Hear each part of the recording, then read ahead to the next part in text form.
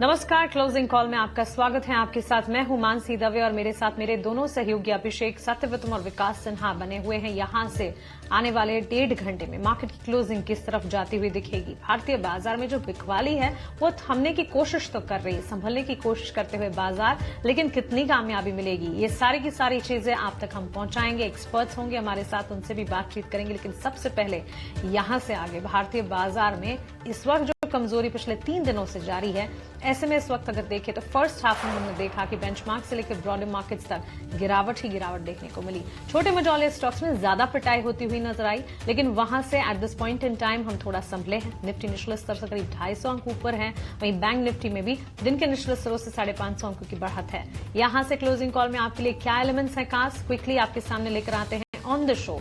चंद मिनटों में यहां से मार्केट आउटलुक समझेंगे, जहां अभिषेक में बताएंगे कि इस वक्त सेंटिमेंट्स को देखते हुए इंडेक्स वाइज आपकी रणनीति क्या होनी चाहिए, कौन से फैक्टर्स हैं जो कि बाजार में इस वक्त सेंटिमेंट्स पैदा कर रहे हैं। इसके साथ साथ 2:10 पर क्लोजिंग ट्रेड्स जब मार्केट के एक्सपर्ट्स हमारे साथ जुड़ेंगे, उनकी तरफ से बाजार पर स्टॉक स्पेसिफिक रिकमेंडेशंस क्या हैं वो हम जानेंगे। वहीं आपको ऑप्शंस के चैंपियन में ऑप्शन की दमदार रणनीति 2:40 पर हम बताएंगे, जहां पर मार्केट की वॉलिटिलिटी को देखते हुए एफएनओ ट्रेड्स पर भी गौर किया जाएगा। 3 बजे मार्केट एट 3 सेगमेंट में दिन भर बाजार में जो सारे न्यूज फ्लोज हैं उनमें से important set of news flows को लेकर आएंगे। बीटीएसटी एसटीबीटी ट्रेड्स तलाशने की कोशिश होगी 3:10 पर, और इवेंट्स एंड ट्रिगर्स 3:20 पर। आने वाले दिन के लिए कौन से इंपॉर्टेंट इवेंट्स हैं जिस पर आपकी नजर होनी चाहिए, ये सारा कुछ यहां से 2 बजे से लेकर 3:30 बजे तक आपके लिए खास। बाजार की बड़ी बातें आपके स्क्रीन पर आप देखेंगे। इस वक्त वॉलिटिलिटी है बाजार में, लगातार एक्सपर्ट्स ये कह रहे हैं कि मार्केट में कॉशन प्रैक्टिस करें, एहतियात बरतें। निचले स्तरों से निफ्टी और बैंक निफ्टी संभला है। जी, सवाल यही था कि गिरावट तो हम देख रहे हैं, लेकिन ये गिरावट थमेगी कब। अब यहां से जो हल्की फुल्की सी रिकवरी आई है, यहां से क्या बाजार संभलेंगे या फिर से गिरावट की तरफ बदलते हुए देखने को मिलेंगे, इस पर है नजर। 25,143 के स्तर, अब भी 25,150 के इर्द गिर्द घूमता हुआ निफ्टी। 24,931 से लेकर 25,150 की ही रेंज हम देख रहे हैं फिलहाल, जो कि हावी होती हुई लाल निशान। बिकवाली अब भी है, लेकिन निचले स्तरों से 250 अंकों की रिकवरी के बावजूद निफ्टी बैंक में भी दबाव इस वक्त तो दिख रहा है। 58,800 के स्तर के इर्द गिर्द ही हम कामकाज करते हुए दिख रहे हैं। सेंसेक्स में करीब 300 अंकों की गिरावट है। छोटे मझौले स्टॉक्स में अब भी वॉलिटिलिटी जारी। सेक्टर वाइज बाजार की तस्वीर को अगर समझने की कोशिश करेंगे, आईटी सेक्टर में दबाव है, ये जारी है और अब भी आगे भी बढ़ता हुआ दिख रहा है। कोफोर्ज, एलटीआई, माइंडट्री जैसे स्टॉक्स में करीब 3% तक की गिरावट से देख रहे हैं। आपको बता दें, आईटी सेक्टर के लिए इन पर्टिकुलर अगर देखें, लगातार तीसरे दिन का ये दबाव है। तिमाही नतीजे परसिस्टेंट के अच्छे थे, बावजूद इसके हम देख रहे हैं गिरावट के साथ ये स्टॉक ट्रेड करता है। और इसके इतर भी छोटी मझौली आईटी कंपनियां, लार्जर आईटी प्लेस में भी इसी तरह के सेंटिमेंट्स। मेटल शेयरों की चमक बड़ी है। हिंदुस्तान कॉपर, हिंदुस्तान जिंक 1 से 3% की मजबूती दिखाते हो। सेक्टर वाइज अगर आप देखेंगे तो एक हाथ 2 सेक्टर जहां से बाजार को सपोर्ट मिल रहा है, उसमें मेटल शामिल है। केमिकल शेयरों पर दबाव है। एसआरएफ, यूपीएल जैसे स्टॉक्स 6 से 7% तक टूटे हैं। लेकिन चलिए, ये तो ऑल इन ऑल बाजार की बड़ी बातें हमने जानी, लेकिन इन पर्टिकुलर बजिंग मोमेंटम कहां पर दिख रहा है। अब वो बजिंग मोमेंटम अपसाइड या डाउन साइड में, ये सारी डिटेल्स मेरे सहयोगी विकास के पास है। गुड आफ्टरनून विकास, बताएं। बिल्कुल मानसी, गुड आफ्टरनून।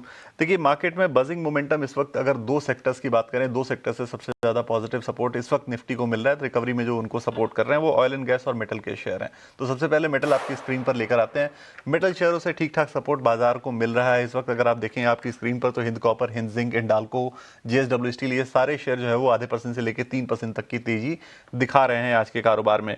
मेटल के अलावा अगर आप आगे देखेंगे तो ऑयल एंड गैस शेयरों में आज ठीक ठाक तेजी देखने को मिल रही है। अगर सेक्टोरल इंडेक्स की बात करें तो उसमें ये सबसे ज्यादा चढ़ने वाला शेयर में है। गेल आपकी स्क्रीन पर है, करीब 1% की तेजी। ONGC, Gujarat gas, Petronet, LNG, ये यहाँ पे शेयर में तेजी देखने को मिल रही है। केमिकल शेयरों की आज पिटाई हो रही है। केमिकल शेयरों में गिरावट आज देखने को मिल रही है। आपकी स्क्रीन पर लेकर आते हैं केमिकल शेयर जो है। अगर आप देखेंगे एसआरएफ, यूपीएल, टाटा केमिकल, नवीन फ्लोरिन, ये सारे शेयर जो हैं वो आज केमिकल सेक्टर में नेगेटिव ट्रिगर के साथ चल रहे हैं। नेगेटिव जो है वो इनका रिटर्न आज के मार्केट में देखने को मिल रहा है। ये आपकी स्क्रीन पर है केमिकल शेयर। एसआरएफ, यूपीएल आप देखिए 7% की गिरावट है एसआरएफ में देखने को मिल रही है। यूपीएल में करीब 4.5%, टाटा केमिकल 4.5%, नवीन फ्लोरिन करीब 3% की गिरावट यहाँ देखने को आपको मिल रही है।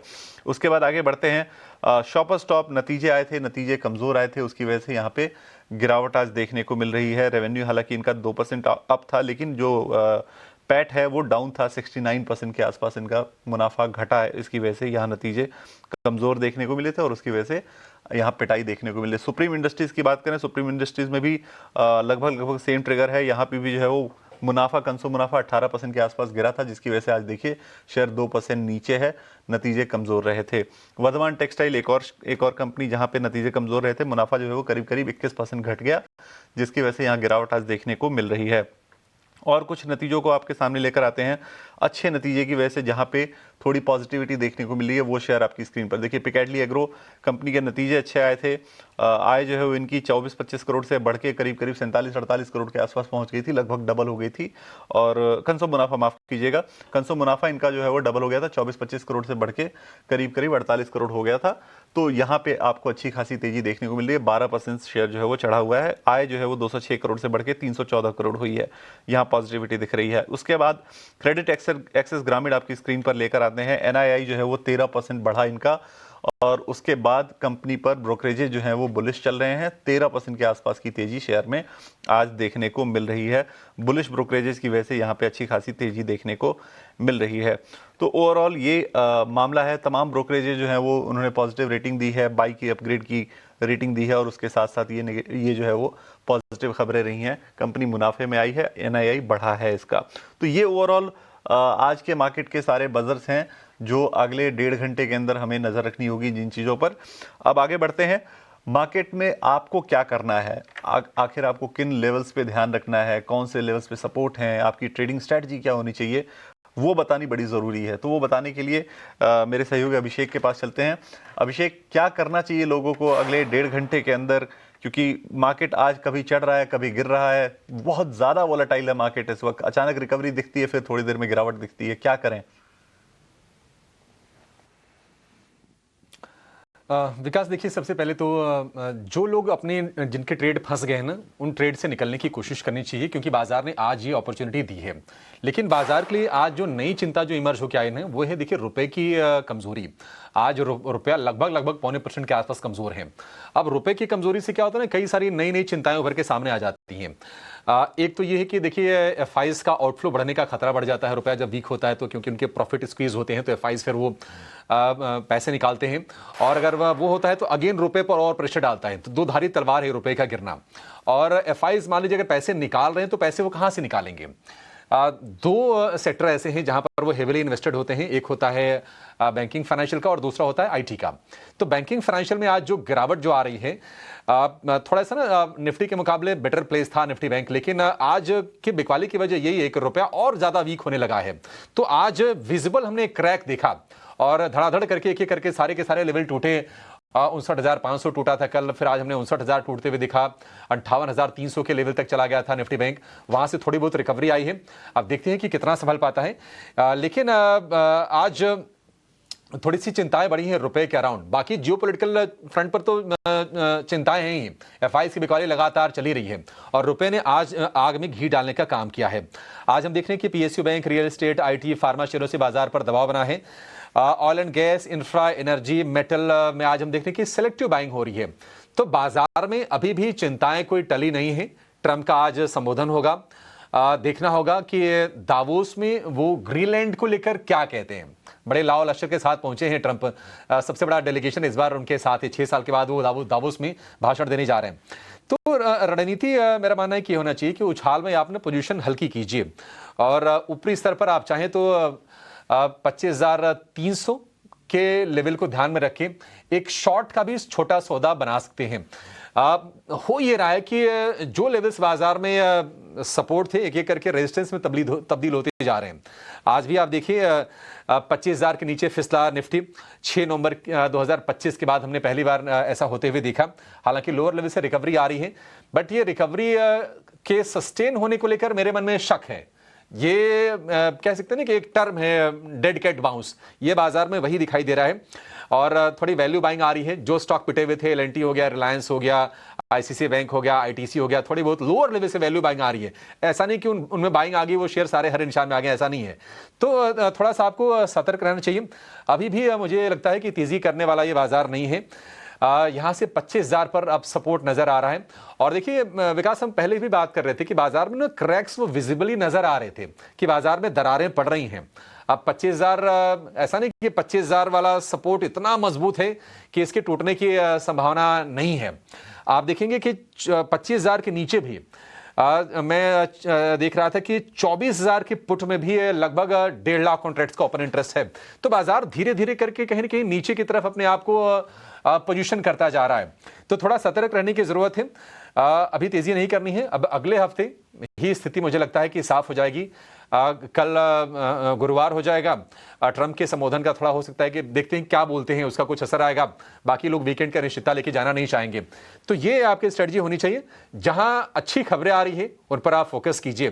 बाजार में जो रिकवरी आई है उसकी वजह एक ये भी है कि ओवरसोल्ड टेरिटरी में चला गया था निफ्टी। पुट कॉल रेशियो देखेंगे तो आज दिन के दौरान 0.59 पर था, जो कि अब बढ़ के 0.8 के आसपास आ गया है। तो ये भी वजह थी। निफ्टी बैंक की अगर हम बात करें तो 50 डीएमए का स्तर को आज तोड़ा है निफ्टी बैंक ने और 59,000 के भी नीचे आज जाता हुआ दिखाई दिया है। SBI, HDFC bank, ICC bank, जितने भी बड़े शेयर देखेंगे, एक्सिस बैंक, सारे के सारे 1 से 2% की गिरावट पर कारोबार कर रहे हैं। अगर आप निवेशक हैं तो आपकी स्ट्रेटजी थोड़ी अलग होनी चाहिए, क्योंकि ये जो बाजार है ना, निश्चित तौर पर वैल्यू बाइंग का मौका दे रहा है। धीरे धीरे करके अपने कंफर्ट के हिसाब से जो बड़े स्टॉक्स हैं उनमें आप बाइंग कर सकते हैं। लेकिन जो ट्रेडर्स हैं, मेरा मानना है कि अभी भी दूर रहें। ट्रेडिंग के लिए निफ्टी बैंक में भी आपको कॉशियस स्टांस ही रखना चाहिए और 59,000 के ऊपर लौटने के बाद ही कोई तेजी के बारे में सोचना चाहिए। जब तक 59,000 के नीचे निफ्टी बैंक है, आप तेजी के बारे में बिल्कुल मत सोचिए। 58,500 पर एक फिलहाल सपोर्ट नजर आ रहा है और 59,300 एक रेजिस्टेंस का लेवल होगा और 59,500 का। इसके बाद ही बाजार में जो माहौल है वो सुधरेगा, क्योंकि जो बड़ा क्रैक आया है वो 59,500 के लेवल के टूटने के बाद ही आया है। तो बाजार में अभी भी संभल कर, ये आज इंट्राडे में जो रिकवरी आ रही है इसको लेकर मुझे लगता नहीं कि बहुत ज्यादा उत्साहित होने की जरूरत है और हम बार बार ट्रेडर्स को इसके लिए आगाह करते भी रहे हैं। चलिए, हमारे साथ 2 एक्सपर्ट जुड़ गए हैं, जरा उनसे बातचीत करते हैं और उनका व्यू समझते हैं। हमारे साथ पीएचडी कैपिटल के प्रदीप हल्दर हैं और चॉइस इक्विटी ब्रोकिंग के कुणाल परार हमारे साथ जुड़ गए हैं। प्रदीप जी, कुणाल जी, आप दोनों का बहुत शुक्रिया, स्वागत है एटीन स्वदेश पर। कुणाल जी, कॉन्फिडेंस थोड़ा सा जरूर हिला होगा। बताइए सर, जो ट्रेडर्स हैं बड़े उम्मीद से आपको देख रहे हैं, कैसे उनको गाइड करेंगे? बाजार में पेन क्या आपको लगता है कि बस अब हो गया जितना होना था, या फिर अभी नीचे के लेवल और टूटेंगे?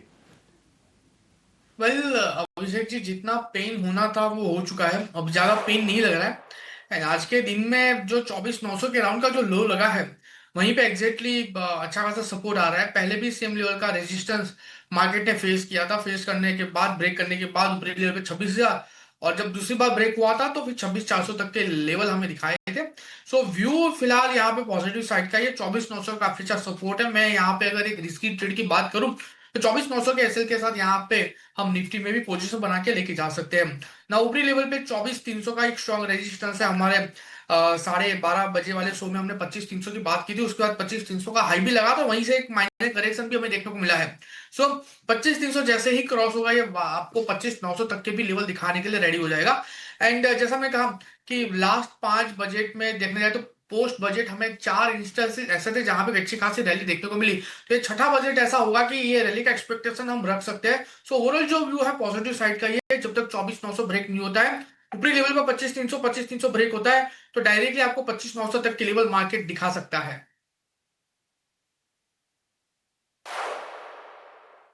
एब्सोल्युटली। तो चलिए, इंडेक्स पर फिलहाल ये नजरिया बनता हुआ और लगातार मार्केट में जो उतार चढ़ाव है, इसके बीच में रणनीति जो है इस वक्त काफी इंपॉर्टेंट हो जाती है, और वो भी तब जब हमारे पास ट्रिगर्स हैं भी और आगे बड़े ट्रिगर्स का इंतजार भी है। बजट एक्सपेक्टेड है 1 फरवरी को, और उससे ठीक पहले इस वक्त अगर आप देखें तो रिजल्ट सीजन के ठीक बीचों बीच यहाँ पर खड़े हैं हम। तमाम कंपनियों के नतीजे के कर आ रहे हैं। इसी कड़ी में टाटा कम्युनिकेशन के नतीजे आपके स्क्रीन पर आप देख रहे हैं। तिमाही नंबर्स की अगर बात करें, कंपनी की आय में बढ़त देखने को मिली है, मुनाफे और साथ ही मार्जिन के फ्रंट पर गिरावट हाथ लगी है। सालाना आधार पर आंकड़े इस वक्त आप अपने स्क्रीन पर देख रहे हैं। कंपनी के रेवेन्यूज 5,798 करोड़ से 6,190 करोड़ के करीब जाते हुए दिखे हैं। तो रेवेन्यूज में बढ़त हमने देखी है। इसके अलावा कंपनी के मुनाफे के फ्रंट फ्रंट पर अगर आप देखें 236 करोड़ से कंपनी का मुनाफा 365 करोड़ पर जाता हुआ दिखा है, तो प्रॉफिट के फिगर में भी बढ़त देखने को मिली है। लेकिन कामकाजी मुनाफे और मार्जिन के फ्रंट पर गिरावट है। मार्जिन 7.2% से 7% पर जाते हुए दिखे हैं। वहीं कामकाजी मुनाफे का आंकड़ा 1361 करोड़ से 1228 करोड़ पर सालाना आधार पर यहां पर भी गिरावट देखने को मिली। हालांकि स्टॉक प्राइस को अगर आप देखेंगे स्लो एंड इवेंचुअल अपमूव है, क्योंकि रेवेन्यू और प्रॉफिट के फ्रंट पर नतीजे जो हैं बेहतर नजर आ रहे हैं। इस पर आगे विस्तार से बात करेंगे, हमारे एक्सपर्ट से भी समझेंगे। लेकिन इंडेक्स के साथ साथ एक बार हमारे एक्सपर्ट की क्लोजिंग ट्रेड्स क्या है वो भी जान लेते हैं। अगला segment closing trades.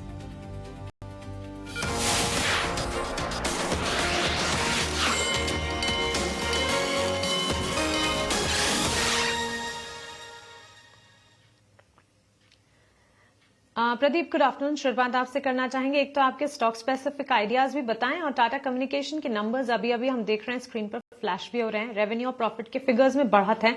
Technically Tata communication की चार्ट्स कैसे नजर आ रहे हैं? हाय, गुड आफ्टरनून। देखिए, बेसिकली एक स्टैंडर्ड डिस्क्लेमर आएगा स्टार्टिंग में ही। जितने भी स्टॉक्स या तो इंडेक्स को लेके मैं बात करने वाला हूँ, कोई भी स्टॉक्स इंडेक्स में हमारा कोई भी पोजीशन नहीं होता है। नो कॉन्फ्लिक्ट ऑफ इंटरेस्ट, ऐसा राय हम क्लाइंट को भी देते हैं। हो सकता है कुछ क्लाइंट के पास हो, हमारे पास नहीं है। सो बेसिकली आज जो पहला ट्रेड रहेगा मेरा वो रहेगा टाटा कैपिटल, क्योंकि टाटा कैपिटल एक ऐसे काउंटर है, इतना ज्यादा मार्केट में वॉलेटिलिटी आ रहा है, टाटा कैपिटल में नहीं आ रहा है। सेकेंड थिंग, जो आईपीओ दिन का जो हाई था उसके ऊपर सस्टेन कर रहा है। इससे पहले भी हमने रिकमेंड किया था और चला भी है, और मुझे लगता है कि 357 के आसपास का भी प्राइस चल रहा है। एक बार थोड़ा अगर नीचे आता है 345 से लेके 350 352 के आसपास अगर आपको मिलता है, थोड़ा नीचे आने पे आपको खरीदना चाहिए। उस केस में आपको टारगेट रहेगा ऑलमोस्ट 375 रहेगा फर्स्ट टारगेट, सेकंड टारगेट रहेगा 390 प्लस जाने के लिए रेडी हो रहा है, और 320 का स्टॉप लॉस। व्यू थोड़ा 15 से 20-25 दिन का लेके चलना है। आई बिलीव आपको ऐसे काउंटर फोकस करना चाहिए इस मार्केट में, क्योंकि मार्केट बहुत वॉलेटाइल है, और जहां पे वॉलेटिलिटी नहीं आ रहा है एटलीस्ट अपना जो स्ट्रेंथ है वो मेंटेन कर रहा है। नेक्स्ट मूव ऐसे काउंटर्स पे आपको दिखेंगे। रिसेंटली रिजल्ट भी आया था, रिजल्ट भी बहुत बढ़िया था। मुझे लगता है कि टाटा कैपिटल को बाय करना चाहिए, एंड 390 प्लस जाने के लिए रेडी हो रहा है। एंड टाटा कम्युनिकेशन, देखिए टाटा कम्युनिकेशन अभी 1718 के आसपास का प्राइस चल रहा है, 1743 के डे हाई है। मुझे लगता है कि थोड़ा वॉलेटिलिटी यहाँ पे रहेगा, क्योंकि ओवरऑल एक मार्केट में हमने प्रेशर देखा। मुझे लगता है कि 1680 1670 एक पोटेंशियल बाइंग जोन है, फेयर वैल्यूएशन है, वहां तक आने का हाई पोटेंशियल है। तो फिलहाल अभी बाय करने का सलाह नहीं रहेगा। थोड़ा नीचे आता है तो स्टैगर मैनर पे खरीदने का सलाह रहेगा। और ऊपर में स्टॉक अगर एक बार 1750 ब्रेक करता है, फिर से यहाँ पे मोमेंटम आएगा। फिलहाल अभी तो बाय करने का सलाह नहीं रहेगा, क्योंकि मार्केट में मैं ओवरऑल कॉन्फिडेंट अभी नहीं हूँ, क्योंकि जिस तरीके से कल और आज में सेलिंग प्रेशर आया है, थोड़ा ओवरसोल्ड हुआ है। इस वजह से थोड़ा यहाँ पे पुल बैक देखने को मिल रहा है। जैसे कि अभिषेक सर भी बता रहे थे, that is normally dead cat bounce. आज शाम को डोनाल्ड ट्रम्प जी का प्रेस कॉन्फ्रेंस है, सुनेंगे, उसके बाद ही कुछ व्यू बनाएंगे, उससे पहले नहीं। बिल्कुल बिल्कुल इत्तेफाक रखती हूँ प्रदीप आपकी बात से। इस वक्त वॉलेटिलिटी काफी है और इसी के चलते मार्केट को जितना बन पड़े उतना वॉच लिस्ट में भी रखना चाहिए। और सेंटिमेंट्स भी इसी तरह के दिख रहे हैं, काफी ज्यादा उतार चढ़ाव के बीच फिलहाल कामकाज है। बहरहाल कुणाल, आप भी बताएं आपकी तरफ से stock specific recommendations, closing trades क्या होंगे? क्लोजिंग ट्रेड की बात करें तो दो स्टॉक है जो यहाँ पे खरीदारी करके चलने की सलाह रहेगी। सबसे पहला जो है रिलायंस है। आप देखिए बहुत ही बढ़िया लेवल पे रिलायंस ट्रेड कर रहा है। एंड मुझे याद है जब हम लास्ट वीक मिले, तब जब रिलायंस ने 5% की गिरावट दिखाई थी, तब हमने कहा था कि लोअर लेवल पे अगर ये स्टॉक 1380 1370 भी आ सकता है, वहां पे हमें खरीदारी करके चलने की सलाह है। आज के दिन में 1373 का लो भी बनाया है। मैं कहूंगा कि परफेक्ट लेवल है यहाँ पे पोजीशन बना के चलने का। एंड कहीं ना कहीं एक बुलिश एंगल भी, फॉर्मेशन भी अगर ये कंप्लीट कर सकता है, तो एक प्रॉपर सेटअप यहाँ पे हो सकता है। एंड निफ्टी 24,900 का लेवल ब्रेक होने के चांसेस फिलहाल कम है। तो यहाँ पे बाउंस बैक मिलता है तो सबसे पहला जो कैंडिडेट होगा वो रिलायंस ही होगा, जो अच्छे खासे मोमेंटम में दिखा सकता है। रिलायंस खरीदारी करके चलिए। लेवल की बात करें तो 1370 का हम यहाँ पे ऐसे मेंटेन करके चलेंगे। टारगेट की बात कर लेते हैं, 1440 का पहला टारगेट, जैसे वो ब्रेक होगा 1485 का दूसरा टारगेट भी हमें यहाँ पे देखने को मिल सकता है। एंड दूसरा जो है वो आइनॉक्स इंडिया है। बहुत ही बढ़िया लेवल पे आइनॉक्स इंडिया ट्रेड कर रहा है। अब देखिए मल्टीपल टाइम सपोर्ट लिया हुआ है, पहले सेम लेवल का रेजिस्टेंस था, नाउ वो ही रेजिस्टेंस अच्छा खासा सपोर्ट बन चुका है। पहले भी जब स्टॉक ने सेम लेवल का सपोर्ट लिया था समवेयर अराउंड अगस्त, उसके बाद स्टॉक ने अपने लेवल पे 1260 तक के लेवल दिखाए थे। सो एक बाउंस बैक का एक्सपेक्टेशन हम यहाँ पे रख सकते हैं। खरीदारी करके चलिए। 1060 के एसएल के साथ। टारगेट की बात कर लेते हैं, 1130 पहला टारगेट है, एंड वो जैसे ही ब्रेक होता है 1180 1180 का दूसरा टारगेट भी हमें यहाँ पे देखने को मिल सकता है। ओके तो चलिए ये हो गए क्लोजिंग ट्रेड्स कुणाल की तरफ से। हमारे दोनों एक्सपर्ट्स की तरफ से इस वक्त stock specific recommendation, target, stop losses के साथ पूरी स्ट्रैटेजी इस वक्त आप अपने स्क्रीन पर देख रहे हैं, लेकिन साथ साथ उनकी एडवाइस लगातार जो हम आपको बता रहे हैं ये उनके आइडियाज है, स्टॉक स्पेसिफिक रिकमेंडेशन है। लेकिन बाजार में बेहद उतार चढ़ाव, इसलिए सोच समझ कर एंट्री अपॉर्चुनिटी ढूंढने पर इसे लिस्ट डाउन भी करके रख सकते हैं आप, वॉच लिस्ट में रखें इन स्टॉक्स को, और सही समय आने पर एंट्री अपॉर्चुनिटी यहां पर ढूंढना चाहिए। हालांकि गिरावट है, गिरावट में अगर रिसर्च प्रॉपर्ली जो हमारे एक्सपर्ट्स कह रहे हैं उस पर आप गौर करेंगे तो मौका भी है एंट्री करने का। लेकिन ये तो टेक्निकल लेंस से बाजार की चाल हमने हमारे दोनों एक्सपर्ट से समझी, फंडामेंटल नजरिया भी बनता है ऐसे मार्केट में। हमारे साथ हमारे मार्केट एक्सपर्ट अविनाश गोरक्षकर भी जुड़ गए हैं। Avinash ji, good afternoon, Mansi this side, स्वागत है आपका ET नाउ स्वदेश पर, जहां हम आज बात कर रहे हैं। एक तो मार्केट में एब्सोल्यूट वॉलेटिलिटी है, संभल रहे हैं बाजार लेकिन टूट भी इतना चुके हैं। इसके ठीक सामने बुलियन मार्केट, प्रेशियस मेटल्स लगातार सोने चांदी नए लेवल हाई, रिकॉर्ड हाई स्तर छू रहे हैं। वहीं आज देर शाम डोनाल्ड ट्रंप के संबोधन पर भी वर्ल्ड इकोनॉमिक फोरम में सभी की नजर है। सो अ लॉट टू अंडरस्टैंड। कैसे देख रहे हैं इस वक्त मार्केट को, किस तरह रीड कर रहे हैं आप? या गुड आफ्टरनून मानसी, बहुत अच्छा लगा आपको देख के। मुझे लगता है कि बाजार में वोलेटिलिटी इसलिए क्योंकि रुपया वीक हो चुका है और शुक्रिया। FIS की लगातार बिकवाली देखने को मिली है। और जिस प्रकार से डोनाल्ड ट्रंप साहब सोचते हैं, मुझे लगता है कि मार्केट्स में सबसे बड़ा चैलेंज वही है कि अगला निशाना कौन सी कंट्री होगी, क्योंकि अभी वेनेजुएला के बाद ग्रीनलैंड हो गया, उसके बाद अभी लोग ट्रंप साहब कह रहे हैं कि शायद कनाडा को भी वो कुछ रेस्ट्रिक्शंस अनाउंस करेंगे। तो मुझे लगता है कि देखिए शाम का जो उनका स्पीच होगा उसमें कोई मेरे ख्याल से कोई पॉजिटिविटी तो नहीं होगी, क्योंकि वो जो मन में सोचते हैं वही करते हैं। तो इसीलिए मार्केट का नियर टर्म का जो आउटलुक है मुझे लगता है वोलेटाइल रहेगा। जब तक क्लैरिटी नहीं आती, जब तक ग्रीनलैंड के ऊपर जो भी रवैया वो अपनाते हैं और जो भी यूरोप और डेनमार्क अपोज करेंगे, ये मेरे ख्याल से सेंटर ऑफ फोकस रहेगा। और देखिए नतीजे भी अभी तक जो आए हैं, इसमें सरप्राइजिंगली जो लार्ज कैप बैंक्स है, लार्ज कैप जो कॉर्पोरेट्स है, वहां पे पूरी तरह से Q3 में रिकवरी आई नहीं है। इनफैक्ट हेवल की कमेंट्री मैंने देखी, हेवल्स के नंबर्स बहुत ही खराब आ गए। इनफैक्ट एक्सपेक्टेशन थी कि थर्ड क्वार्टर इनके लिए अच्छा रहेगा। तो कहीं ना कहीं ICICI bank, HDFC bank, Reliance, Havells, ये सारे जो कंपनीज है इसमें थोड़ा सा नेगेटिव सरप्राइज देखने को मिला। हालांकि एक दो अच्छे पॉजिटिव सरप्राइज आ गए हैं, जैसे कि SRF है। बट मुझे लगता है कि कहीं ना कहीं मार्केट्स और थोड़े नतीजों का वेट कर रहा है। नतीजे अगर अच्छे आते हैं तो at least that will be the saving grace for the market. और 25,000 एक बहुत इंपॉर्टेंट लेवल है। मुझे लगता है कि फंडामेंटली अगर ये 25,000 का लेवल अगर सस्टेन नहीं होता है तो फिर मेरे ख्याल से दिक्कतें बढ़ेंगी, क्योंकि बहुत सारे निवेशक मिड कैप, स्मॉल कैप में इन्वेस्टेड है और वो एक ऐसा स्पेस है जहाँ पे बहुत पेन है। तो कहीं ना कहीं मुझे लगता है कि अभी तो you have to be very selective, क्योंकि इजी मनी तो अभी बिल्कुल खत्म हो चुका है। मुझे लगता है कि अभी खरीदना भी है तो बहुत सिलेक्टिवली लेना है और थोड़ा सा स्टैगर्ड वे में खरीदिए। जरूरत नहीं कि पूरा इन्वेस्टमेंट एक साथ ही लगाए। अगर आपको चाहिए तो 15-20% ही इन्वेस्टमेंट का लगाए, क्योंकि हो सकता है निचले लेवल पे आपको एंट्री पॉइंट और अच्छा मिले। तो डेफिनेटली थोड़ा सा वोलेटाइल रहेगा मार्केट्स अगले 1-2 हफ्तों के लिए।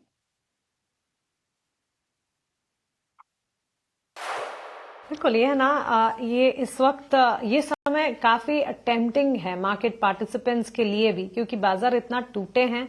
हाथ में अगर पैसे हैं तो सोच यही होगी कि क्यों ना इस कमजोर बाजार में एंट्री अपॉर्चुनिटीज ढूंढ ली जाए। लेकिन एक हिदायत जो लगातार हमारे एक्सपर्ट्स आपको दे रहे हैं, इस वक्त ग्लोबल सिनेरियोज, डोमेस्टिक सिनेरियोज काफी वॉलेटाइल है और ऐसे में अपनी सारी की सारी मेहनत, आपकी पूंजी जो है इसे बाजार में लगाएं। इस तरह की गलती ना करें, सोच समझकर अपनी एपेटाइट के हिसाब से पार्ट इन्वेस्टमेंट करें, या फिर जो भी ट्रेड भी कर रहे हैं आप स्टैगर्ड मैनर में करें। ये राय लगातार हम आपको देते हुए ऑन दिस नोट एक छोटे से ब्रेक के लिए हम रुक रहे हैं। ब्रेक के उस पार चर्चा जारी रहेगी, आप बने रहिए।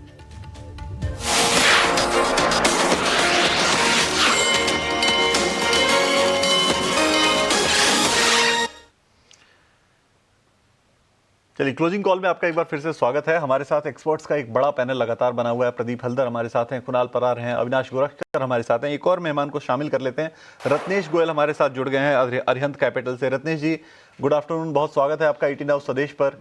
और मार्केट का हाल देखते हुए इस वक्त आप कुछ सजेस्ट करना चाहेंगे, कोई पिक्स वगैरह आप लेकर आए हैं क्या? जी वेरी गुड आफ्टरनून एवरीवन, सभी दर्शकों को नमस्कार। बिल्कुल, बाजार में काफी अच्छी वोलेटिलिटी, मुझे ऐसा लगता है चांस दोनों साइड मिल रहा है आज बाजार में काम करने के लिए। हालांकि स्ट्रक्चर जरूर कमजोर है सेल ऑन राइस का, तो मेरे हिसाब से दो जो पीक है दोनों सेल साइड में, दोनों फ्रेश ब्रेकडाउन दिखाई दे रहा है। इसमें सबसे पहले अंबर है, अंबर में एक फ्रेश ब्रेकडाउन आज के सत्र में वापिस दिखाई थी, बाजार ने रिकवरी करे, उसके बावजूद भी अंबर में रिकवरी नहीं आई थी। 5860 रुपए का स्टॉप लॉस लगाया। मुझे ऐसा लगता है कि 5730 रुपए के टारगेट 2 एक दिन में हमको यहाँ पे आते हुए दिखाई दे सकते हैं। दूसरा है एस्ट्रल, एस्ट्रल में भी आप देखेंगे तो कल के सत्र में ब्रेकडाउन दिखा था, उसी को फॉलोअप मिला है और अब यहाँ पे एक मल्टीपल सपोर्ट का ब्रेकडाउन फिर दिखाई दिया है। तो उसमें भी बिकवाली की सलाह रहेगी। 1370 रुपए का स्टॉप लॉस लगाएगा, 1290 रुपए के टारगेट यहाँ पे आते हुए दिखाई दे सकते हैं। पर बिकवाली की सलाह है 1390 का आपको स्टॉप लॉस लगाना है और 1270 का टारगेट आपको देखने को मिल सकता है। अभी 1338 का भाव चल रहा है इस वक्त। शेयर में आज करीब 4%, पौने 4% की गिरावट देखने को मिल रही है।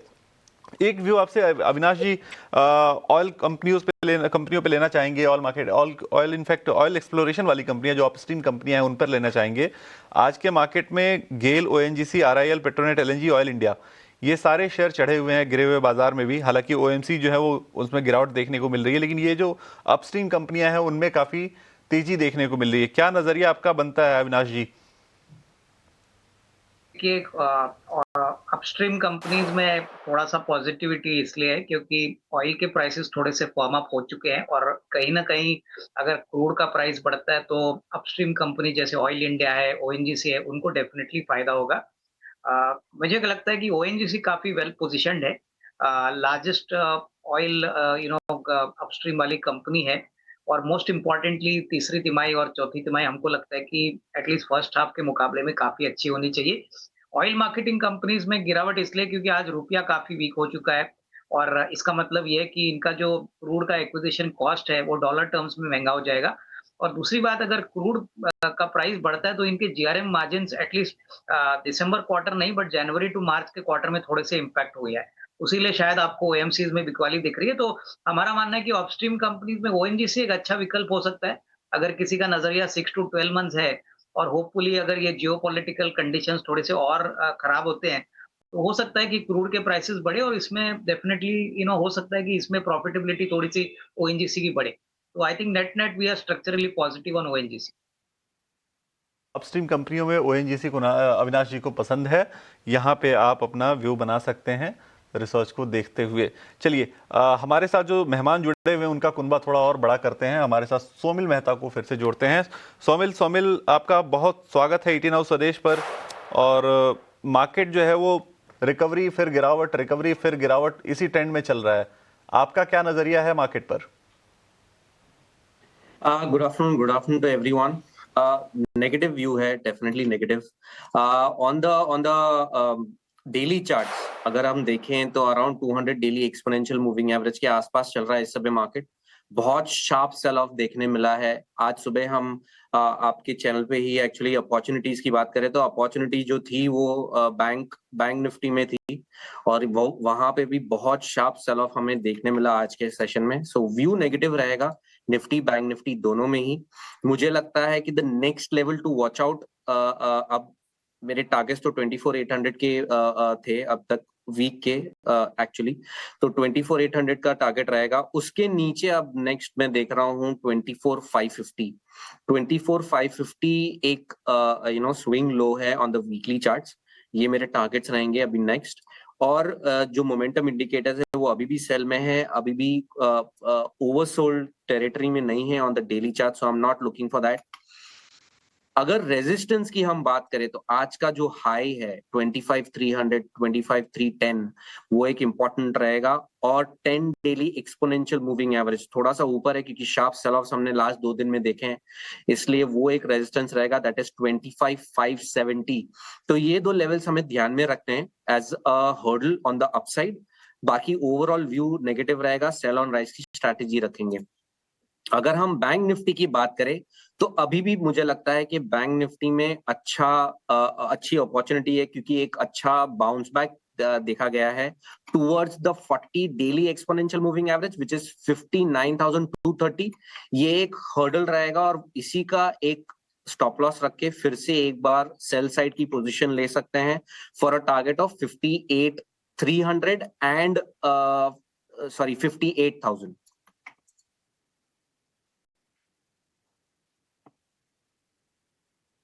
ये स्ट्रैटेजी सामल की तरफ से निफ्टी बैंक निफ्टी पर और नजरिया डाउन ट्रेंड्स का कॉशियस आउटलुक का गिरावट है और यहां से फर्दर डाउनसाइड विजिबल नजर आती है और इसी के चलते ये आउटलुक फिलहाल बनता हुआ। लेकिन इस बीच नतीजों पर भी गौर करते हैं और दो स्टॉक्स पुल अप करना चाहूंगी और क्रेडिट एक्सिस ग्रामीण और जम्मू एंड कश्मीर बैंक। कुणाल, आपसे टेक जानना चाहेंगे। जेएनके बैंक आज सुबह मैनेजमेंट हमारे साथ जुड़े थे, कंपनी के नतीजे बैंक के नंबर्स बेहतर रहे और इसके चलते स्टॉक प्राइस में भी मूवमेंट हमने देखी। आज के सत्र में भी कमजोर बाजार में भी करीब 3% की बढ़त जेएनके बैंक के काउंटर में नजर आ रही है।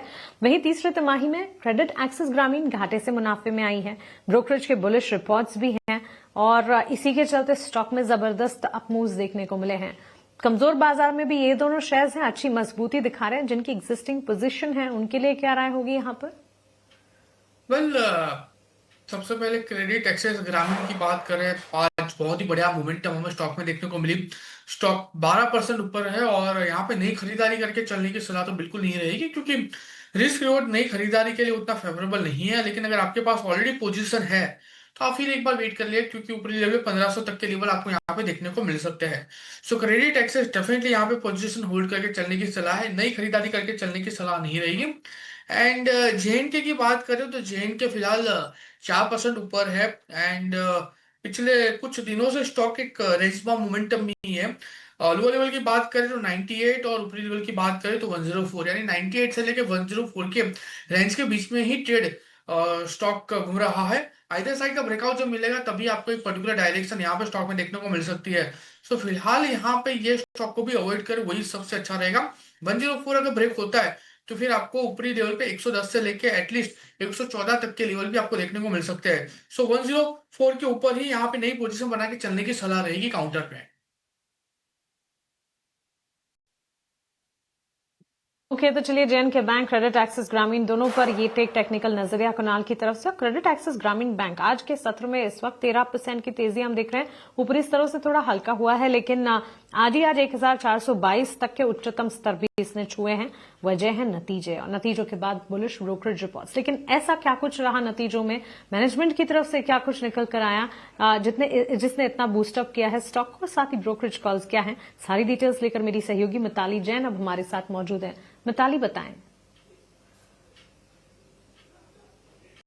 राइट, तो आज हम देख रहे हैं कि क्रेडिट एक्सिस ग्रामीण में काफ़ी ज़्यादा उछाल देखने को मिला है। करीबन 10 से 12% का उछाल स्टॉक में सुबह से देखने को मिल रहा है। दरअसल कंपनी ने जब से अपने Q3 के यानी तीसरी तिमाही के नंबर्स जारी किए हैं तब से स्टॉक में अच्छा खासा रिएक्शन देखने को मिल रहा है। इसी क्वार्टर में Q3 पिछले साल हमने देखा कि कंपनी ने 100 करोड़ का लॉस दिखाया था, लेकिन वो इस साल अब कन्वर्ट होकर करीबन 250 करोड़ का प्रॉफिट कंपनी ने रजिस्टर किया है। साथ ही आप अगर उनके नेट इंटरेस्ट इनकम को देखें तो वहाँ पे करीबन 13% की ग्रोथ भी रजिस्टर होती हुई नजर आई है साल दर साल बेसिस पे। और एसेट क्वालिटी की बात करें तो वहाँ पे भी इम्प्रूवमेंट नज़र आ रहा है। इसके अलावा आप निम्स देखें, नेट इंटरेस्ट मार्जिन, तो वो आंकड़ा करीबन 13.9% का है, यानी काफ़ी स्ट्रॉन्ग मार्जिन भी कंपनी के देखने को मिल रहे हैं। क्रेडिट एक्सिस ग्रामीण का जो AUM है वो करीबन 7% से बढ़ता हुआ नजर आया साल दर साल बेसिस पे। इसके अलावा उनकी जो कलेक्शन एफिशिएंसी है वहाँ पे भी क्वार्टर दर क्वार्टर हमने इम्प्रूवमेंट देखा। 95.5% पर अभी वो फिगर सामने आ रहा है, जो कि पिछले क्वार्टर में करीबन 94.5% पे था। इसके साथ साथ AUM ग्रोथ की और ज़्यादा विजिबिलिटी और एसेट क्वालिटी के इम्प्रूवमेंट भी मैनेजमेंट ने दर्शाया है। और साथ ही जो बिजनेस मोमेंटम है वो कंटिन्यू रहा। एक वीक सीजन होने के बावजूद उनके Q3 नंबर्स अच्छे देखने को मिले और कंपनी का कहना है कि अब आगे उनका फोकस प्रॉफिटेबिलिटी इंप्रूव करने पे और एसेट क्वालिटी इंप्रूव करने पे किया जाएगा। GNPA में हमने देखा करीबन 40 बेसिस पॉइंट का क्वार्टर दर क्वार्टर इंक्रीज देखने को मिला है, लेकिन मैनेजमेंट का ये भी कहना है कि FY27 तक उनकी क्रेडिट कॉस्ट में मॉडरेशन आता हुआ समझ में आ सकता है और आगे FY27 तक उनकी लोन ग्रोथ में भी और ज़्यादा इम्प्रूवमेंट हम देख सकते हैं। साथ ही प्रॉफिटेबिलिटी भी अच्छे नंबर्स पे देखने को मिल सकती है। ब्रोकरेजेस इस वक्त स्टॉक पे काफ़ी ज़्यादा बुलिश नज़र आ रहे हैं। 6 से 8 ब्रोकरेजेस ने अपने जो टारगेट प्राइस है वो कंपनी में बढ़ा दिए हैं, और साथ ही जो ऑलरेडी जिनका बाय का स्टैंस था उन्होंने अपनी टारगेट प्राइस को रिवाइज कर दिया है। सबसे पहले मोतीलाल ओसवाल की बात करें तो उन्होंने टारगेट प्राइस रिवाइज करके 1650 रुपये कर दी है। जेएम फाइनेंशियल ने भी अपग्रेड कर दिया है, बाय का कॉल दिया है 1530 रुपये पे। आईसीआईसीआई सिक्योरिटीज़ की बात करें, उन्होंने भी अपना जहाँ पे जो टारगेट प्राइस है वो बढ़ाकर 1600 रुपये कर दी है। नोमुरा ने दी है 1450 रुपये की टारगेट प्राइस, एमके ने 1550 रुपये, एचडीएफसी रिसर्च 1425 रुपये, और साथ ही एवेंडस स्पार्क ने 1640 रुपये का यहाँ पे टारगेट प्राइस कंपनी को दिया है। जबकि आपने देखा 10 से 12% ऑलरेडी ऊपर है, और उसके ऊपर ये 15 से 20% का और अपसाइड पोटेंशियल ब्रोकरेजेस को यहाँ पे नजर आ रहा है। एब्सोल्युटली मिताली, बहुत शुक्रिया आपका हमारे साथ जुड़ने के लिए और सारे के सारे पॉइंट्स हमारे बीच रखने के लिए। इस बीच धनलक्ष्मी बैंक के भी नतीजे आए हैं। मुनाफा करीब 20 करोड़ से 24 करोड़ पर बढ़ता हुआ दिखा है। सालाना आधार पर नेट इंटरेस्ट इनकम में भी बढ़त 129 करोड़ से 155 करोड़ पर 4% की तेजी के साथ धनलक्ष्मी बैंक का काउंटर इस वक्त ट्रेड करता हुआ। वहीं मुनाफे के फ्रंट पर और एनआईएस के फ्रंट पर तो बढ़त है ही, साथ ही on a quarter on quarter basis इनकी ग्रॉस एनपीए नेट एनपीएस की भी स्थिति पर लगातार फोकस रहेगा। आपके स्क्रीन पर लगातार हम फ्लैश करते जाएंगे जो ताजा आंकड़े आते हुए दिख रहे हैं। बहरहाल numbers on the face of it बेहतर है और उसी का असर इस वक्त हम देख रहे हैं स्टॉक प्राइस में। एक छोटे से ब्रेक के लिए हम रुक रहे हैं, ब्रेक के उस पर चर्चा जारी रहेगी, आप बने रहें।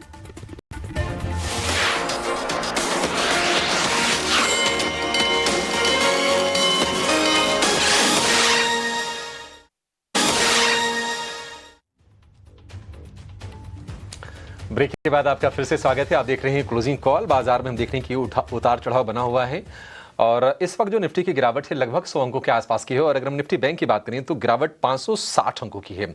आज निफ्टी बैंक में पेन ज्यादा है। अगर आप प्रतिशत के लिहाज से देखेंगे तो लगभग 3 गुनी गिरावट आपको दिखाई देगी। एक तो ये था कि थोड़े पिटे कम थे तो इसमें फॉलोअप सेलिंग आ रही है, और बाकी रुपए की वीकनेस का असर भी हमें निफ्टी बैंक में आज साफ साफ दिखाई दे रहा है। लेकिन आज निफ्टी का जो टॉप गेनर शेयर है वो है इटर्नल का। नतीजे अभी आए नहीं, हालांकि नतीजे जो आएंगे उम्मीदें अच्छी हैं कि अच्छे नतीजे आएंगे। 6% के गेंस के साथ ये कारोबार कर रहा है। तो 3 सत्र की गिरावट थी, आज उस पर ना से ब्रेक लगी बल्कि 6 महीने की सबसे बड़ी इंट्राडे तेजी भी आज हम इटर्नल के शेयर में देख रहे हैं। प्रदीप, आपका व्यू क्या होगा? Good afternoon. इटर्नल नतीजों का वेट कर लें किसी को अगर नई बाइंग करनी हो तो? हाय, गुड आफ्टरनून अभिषेक सर। देखिए, मुझे लगता है कि जिस तरीके से नीचे आ रहा था हमने देखा और एक पुल बैक देखने को मिल रहा है ओवर द, अगर नेक्स्ट 6 से 9 महीने का मैं बात बोलूंगा, 2 से 3 क्वार्टर, मुझे लगता है कि स्टैगर मैनर पे बाई करना स्टार्टिंग कर देना चाहिए। क्योंकि 265 टू 70 बहुत ही बढ़िया एक जोन था सपोर्ट का, और आज 268.80 का लो लगाया, उसके बाद अभी डे हाई के आसपास ही ऑलमोस्ट है। मुझे लगता है कि बाइंग करना चाहिए, लेकिन व्यू यहाँ पे ऑलमोस्ट 6 से 8 महीने का होना चाहिए। अगेन स्टॉक आपको 330, 350 एंड अबव प्राइस आते हुए दिखाई देंगे। ठीक है, इटर्नल को लेकर ये व्यू हो गया। लेकिन अगर हम न्यू एज टेक्नोलॉजी स्टॉक्स की ही बात करें तो आज आप देखेंगे कि पेटीएम में फिर से बड़ा फॉल है। शुरुआत कोई ज्यादा कमजोर नहीं हुई थी, लेकिन इस वक्त दिन के निचले स्तर पर ही आपको दिखाई देगा। 1250 रुपए के आसपास के प्राइसेस आपको नजर आएंगे। अविनाश सर, आपसे जानना चाहेंगे, महीने भर में हम 3 बार देख चुके हैं, 3-4 बार ऐसा हो गया है कि 1350 रुपए तक जाने के बाद ये शेयर फंस जाता है और वहां से एक सप्लाई प्रेशर आ जाता है। पेटीएम 197 कम्युनिकेशंस, आपकी राय क्या होगी सर? ये फॉल क्या अकोमोलेशन का मौका है या फिर अभी से दूर रहे शेयर से?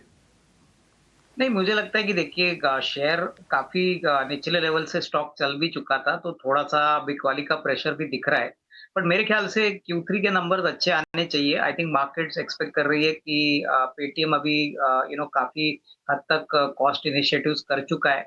कहीं ना कहीं ऑपरेटिंग लिवरेज प्ले आउट होगा और कहीं ना कहीं प्रॉफिटेबिलिटी इंप्रूव होने के सिग्नल जरूर दिख रहे हैं।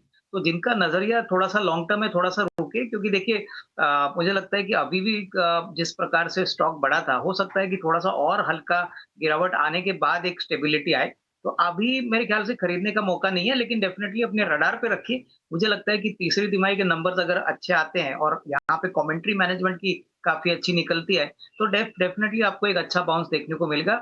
मेरे ख्याल से अगले 12 से 15 महीने के लिए हम काफी पॉजिटिव है। हमको लगता है कि यहाँ से अगर कोई पकड़ता है तो अच्छी खासी कमाई होगी, but I mean by on decline की स्ट्रेटेजी होनी चाहिए। ठीक है, बाय ऑन डिक्लाइन की स्ट्रेटजी होनी चाहिए पेटीएम के शेयर में। एक और शेयर जहां पर आज हम ना हो सकता है कि क्लोजिंग अच्छी देखें, और शेयर है जेके टायर का।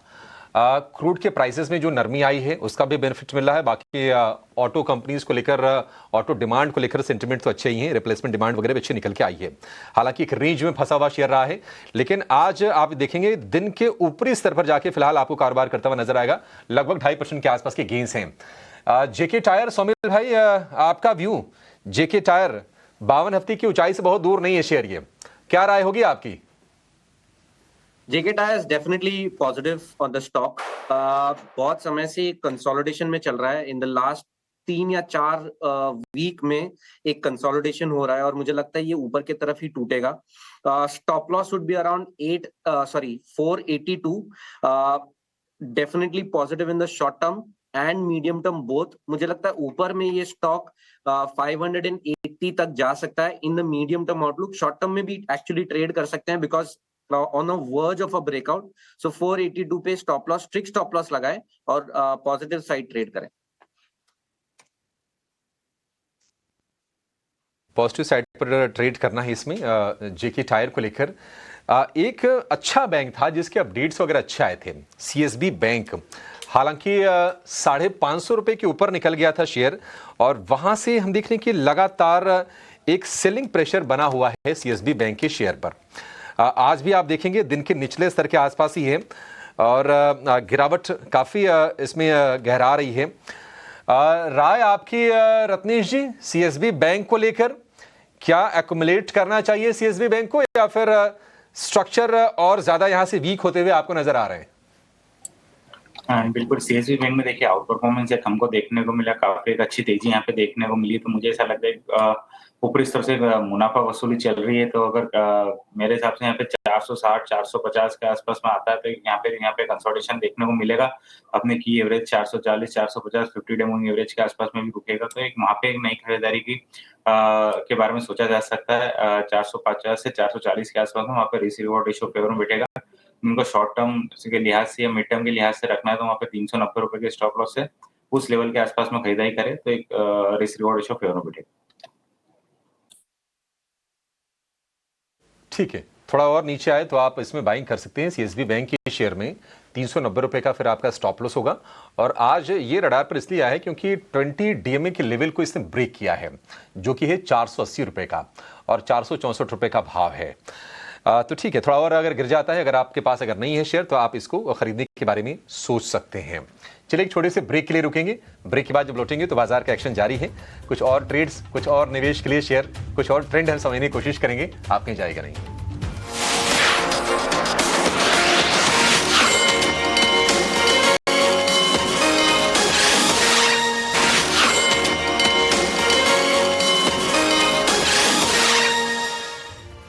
क्लोजिंग कॉल में एक बार फिर से आपका स्वागत है। हमारे साथ हमारे मेहमानों का पूरा पैनल बना हुआ है। चलिए एक काम करते हैं, एक सेक्टर पर नजर करते हैं। आज के जो सेक्टोरल इंडाइसेस हैं, इनमें सबसे ज्यादा गिरावट जो है उन सेक्टर्स में, जिन सेक्टर्स में है उसमें डिफेंस भी शामिल है।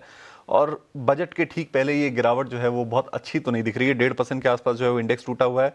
अगर आप शेयर्स की बात करें तो MTAR टेक या फिर BEML, HAL, BDL, मिधानी यानी मिश्र धातु निगम, BEL, पारस डिफेंस, सब में गिरावट है। 2% से लेके 4% तक की गिरावट यहाँ देखने को मिल रही है। फंडामेंटली एक राय अविनाश जी से लेते हैं और उसके बाद सौमिल, मैं आपसे रिक्वेस्ट करूंगा कि इन सारे शेयरों को आप चार्ट पर भी एक बार देखें कि वहां आपको कुछ ऑप्शन दिखते हैं क्या, कुछ मौके वहां दिखते हैं क्या। लेकिन पहले अविनाश जी, क्या नजरिया आपका है इन शेयरों को लेकर? बजट के पहले ये गिरावट काफी बड़ी दिख रही है। नहीं, मेरे ख्याल से ये एक मुनाफा वसूली है। देखिए, बाजार जब खराब होता है तभी नॉर्मली हम देखते हैं कि मार्केट पार्टिसिपेंट जहां पे भी पैसा बनता है वहां पे वो पहला कोशिश करेंगे कि जो भी प्रॉफिट्स है वो कम से कम वहां पे लिक्विडेट करके उसको एनकैश करें। मुझे नहीं लगता है फंडामेंटली कोई प्रॉब्लम है डिफेंस सेक्टर के शेयरों में। हालांकि देखिए, ये सेक्टर तो ऑलरेडी थोड़ा सा चल चुका था। बजट के एक्सपेक्टेशन से इन्वेस्टर्स काफी एक्सपेक्टेशन रख रहे हैं कि इस बार भी डिफेंस बजट इंक्रीज आएगा। तो अगर भारत इलेक्ट्रॉनिक्स की बात करें, पारस डिफेंस है, HAL है, तो मुझे लगता है कि देखिए जिनको लंबी अवधि के लिए खरीदना है, मेरे ख्याल से they should use the weakness to build portfolios, क्योंकि ऐसे शेयर में तो हर 2-2 महीने के बाद नई ऑर्डर्स गवर्नमेंट के साइड से आती है और बिजनेस की कोई कमी नहीं है और स्केलेबिलिटी भी काफी अच्छी है। तो मुझे लगता है कि देखिए नतीजे तो ऑलरेडी अच्छे आएंगे, बट बजट में अगर कोई अच्छा अनाउंसमेंट आता है और बड़ी कोई खबर आती है डिफेंस को लेके, तो वापस आपको एक बाउंस देखने को मिलेगा। आज का जो फॉल है वो ज्यादातर प्रॉफिट बुकिंग या थोड़ा बहुत लिक्विडेशन का ही आप मान के चलिए कि इसलिए आपको अक्रॉस द बोर्ड सेलिंग दिख रहा है, बट फंडामेंटली ऐसा कोई दबाव या कोई प्रॉब्लम डिफेंस सेक्टर के शेयर में दिख नहीं रहा है। बिल्कुल, तो फंडामेंटली कोई परेशानी नहीं है। इस गिरावट को आप खरीदारी के लिए मौके के तौर पे यूज कर सकते हैं डिफेंस सेक्टर को लेकर, ये नजरिया अविनाश जी का। सौमिल, क्या आपको चार्ट पर कोई शेयर ऐसा दिखता है जहां मौके लोगों को तलाशने चाहिए इस गिरावट में?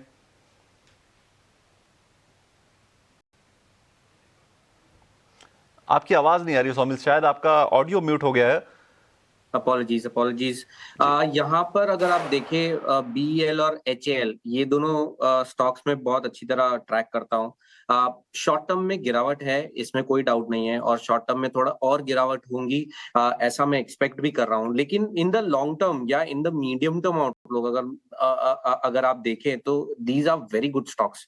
BE और HAL, BEL का जो नेक्स्ट सपोर्ट है वो अराउंड 380 के आसपास है, which is 200 daily exponential moving average, और दैट एट दैट प्राइस मुझे लगता है कि it will be a screaming buy BEL में। और अगर HAL की आप बात करें, HAL में भी वेरी सिमिलर एक सपोर्ट है अराउंड 4200 पे, और next support would be around 4100 के आसपास। तो ये पूरा जो सपोर्ट जोन है HAL का, मुझे लगता है वहां तक गिरावट आ सकती है डेफिनेटली, और यहाँ से 150-200 पॉइंट की गिरावट आ सकती है। लेकिन for a long term perspective मुझे लगता है कि वो एक बहुत ही अच्छा लेवल होगा बाय करने के लिए। डिफेंस स्टॉक्स पे मुझे लगता है कि ये levels would be a very screaming buy at that point.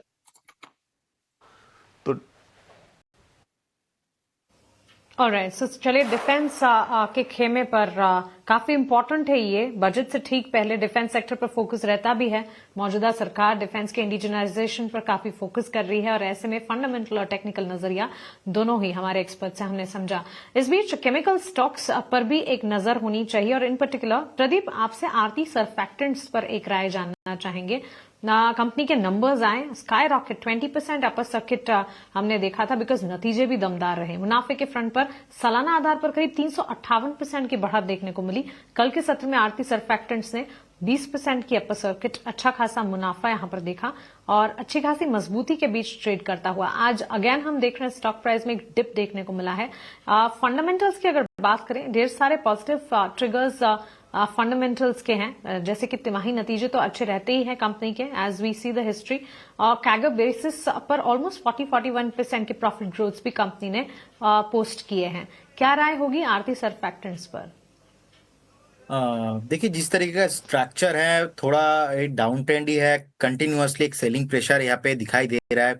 And मुझे लगता है कि ये सेलिंग प्रेशर आने वाला दिनों में भी थोड़ा बहुत कंटिन्यू रहेगा, क्योंकि आज का थोड़ा डे लो से, क्योंकि पैनिक सेलिंग हो रहा था सुबह सुबह, तो थोड़ा बहुत रिकवरी आया है। 434 के आसपास का भी प्राइस चल रहा है, लेकिन मुझे लगता है कि यहाँ पे किसी को भी अभी बाई पोजिशन नहीं करना चाहिए। स्टॉक 472 475 जैसे ही ब्रेक करेगा ना, उसके बाद यहाँ पे कुछ मोमेंटम पॉसिबल होगा, लेकिन फिलहाल अभी मुझे लगता है कि एक बार अवॉइड करना चाहिए, और ज्यादा वॉल्यूम नहीं आता तो एक बार अवॉइड ही करने का सलाह रहेगा। ठीक है, फिलहाल इससे दूर रहें, ये राय मिलती हुई। हमने देखा है एक बड़ा मूव दिखाया था स्टॉक ने, लेकिन एब्सोल्युटली न्यूज बैक्ड इम्पैक्ट था जो कि देखने को मिला। एक्सपर्ट की राय है फिलहाल इसे वॉच लिस्ट में रखा जाए। ऑन दैट नोट, एक छोटे से ब्रेक के लिए हम रुक रहे हैं, लेकिन ब्रेक के उस पार जब वापस लौटेंगे तो जो अर्ली बर्ड रिजल्ट्स आते हुए दिखे हैं आईटी मेजर्स के, रिलायंस जैसे बिग बॉय के, और साथ ही एफएमसीजी और वहीं बैंक्स एंड फाइनेंशियल्स की, वहां पर किस तरह के सेंटिमेंट्स पर विस्तार से बातचीत करेंगे।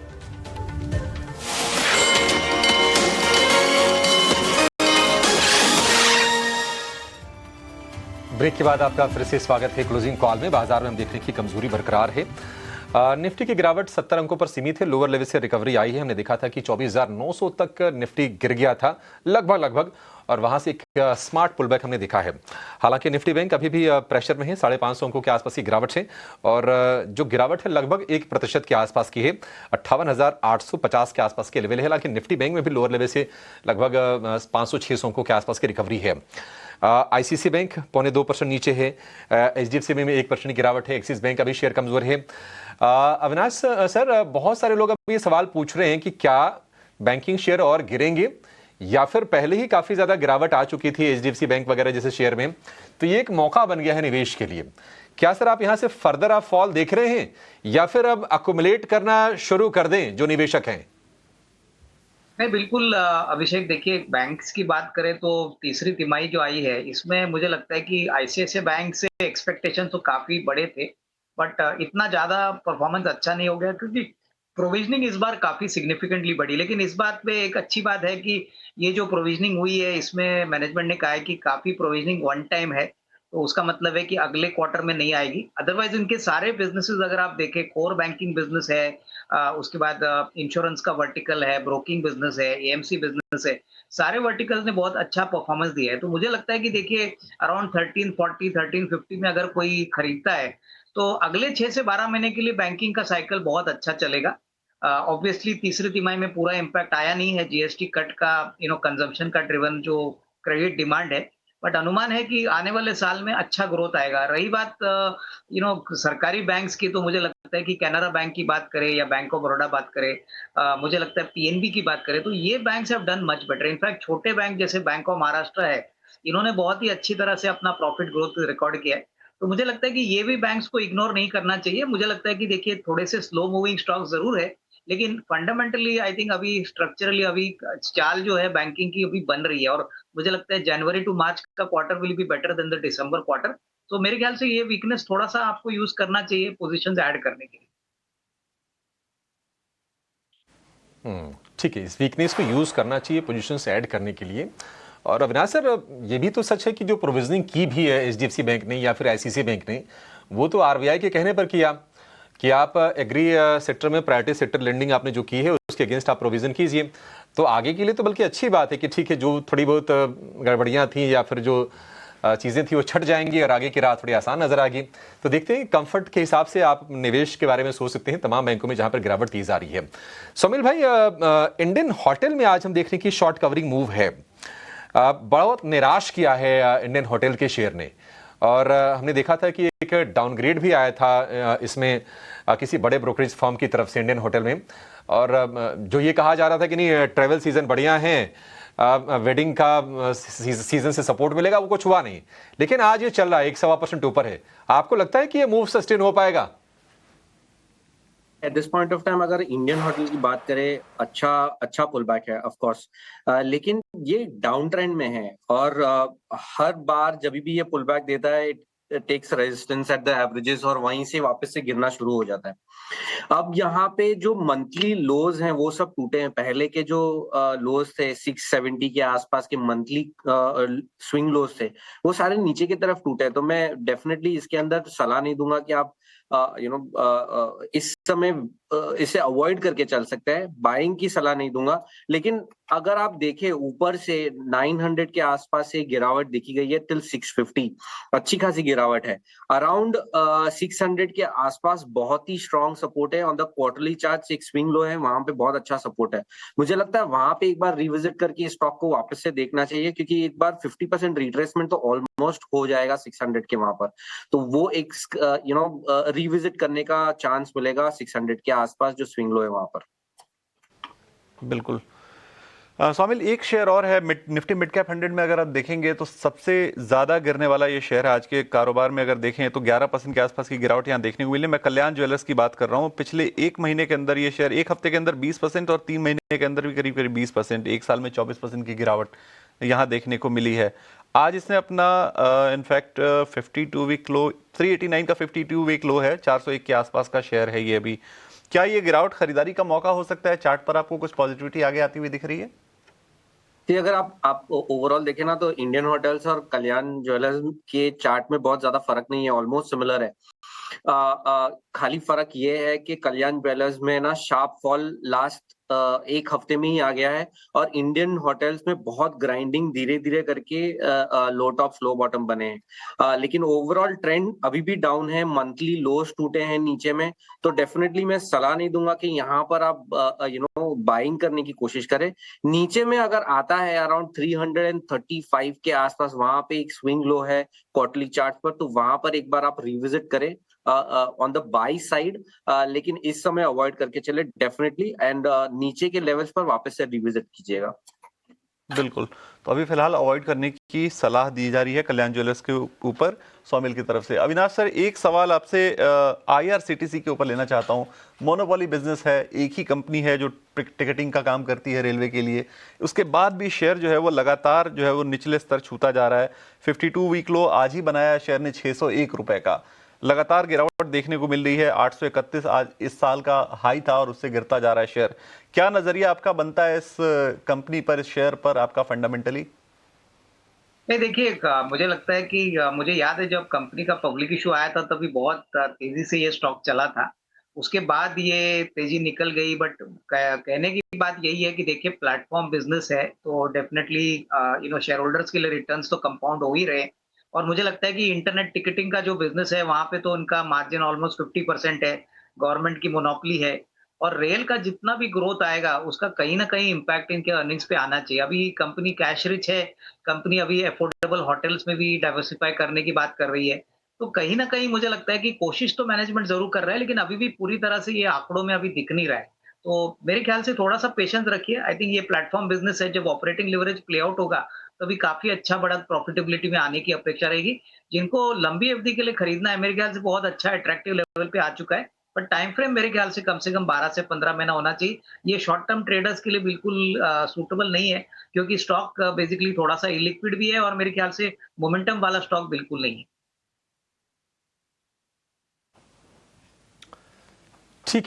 ठीक है। IRCTC को लेकर ये व्यू, मोमेंटम बिल्कुल मिसिंग है। बाकी तो हम देखते हैं कि रेलवे शेयर में कुछ एक्शन आता है खबर के बाद, लेकिन IRCTC लगातार हम देखने की ठंडा पड़ा हुआ है।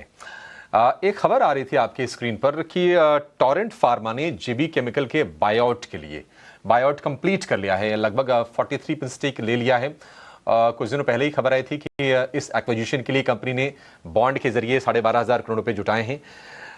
KKR से ये कंट्रोलिंग स्टेक ले रही है टोरेंट फार्मा JB केमिकल के लिए, और 46.3% हिस्से का अधिग्रहण पूरा कर लिया है इन्होंने। तो ये एक खबर आई है। JB केमिकल का भी शेयर एक बार आप स्क्रीन पर दिखा दीजिए। टोरेंट फार्मा में फिलहाल हम देख रहे हैं कि हल्की से गेंस के साथ कारोबार होता हुआ आपको नजर आएगा। अविनाश सर, आपका व्यू, हालांकि दोनों के दोनों शेयर अभी कोई ज्यादा एक्शन दिखा नहीं रहे, आपकी राय क्या होगी सर? अब ये तो होना ही था, बस ये अपडेट अब जाके आ गया है। नहीं, मेरे ख्याल से देखो, अल्टीमेटली ये JB केमिकल्स के शेयर होल्डर्स के लिए भी अच्छी बात है, क्योंकि फ्रैंकली ये डील कल्मिनेट हो चुका है और मुझे लगता है कि JB केमिकल्स काफी वेल एस्टेब्लिश प्लेयर है फार्मा मार्केट में, एक्सपोर्ट भी इनके काफी अच्छे हैं। तो मेरे ख्याल से देखिए, डेफिनेटली आई थिंक होपफुली अभी Q3 के नंबर्स आएंगे, उसके बाद सेपरेटली कंपनी की मैनेजमेंट कॉल होगी और उसके बाद टोरेंट फार्मा का क्या रवैया रहेगा, वेदर ये कंपनी इंडिपेंडेंट रखेंगे या इसको मर्ज करेंगे, ये सब बातें मेरे ख्याल से मार्केट्स देखना चाहेगा। क्योंकि अगर मर्जर होता है या इंडिपेंडेंट रखा जाता है तो उसके अलग मायने होंगे। बट ओवरऑल मुझे लगता है कि मैनेजमेंट की कमेंट्री अभी परफॉर्मेंस के बाद I think will be awaited, तो मेरे ख्याल से तब तक होल्ड करें, बट डेफिनेटली लॉन्ग टर्म में प्रोस्पेक्ट्स अच्छे हैं। ठीक है, तो ये डील कंप्लीट होती हुई फार्मा स्पेस में ये सेकंड लार्जेस्ट डील थी टोरेंट की तरफ से, और लगभग 6-7 महीने पहले इन्होंने डील को अनाउंस किया था और वो डील अब हो गई है कंप्लीट। यहाँ पर एक्विजिशन इन्होंने कर लिया है 46.35% स्टेक का पूरा। चलिए एक छोटे से ब्रेक के लिए रुकेंगे। बाजार थोड़ा स्थिर है और लोअर लेवल से थोड़ी सी स्ट्रेंथ फिर से आई है।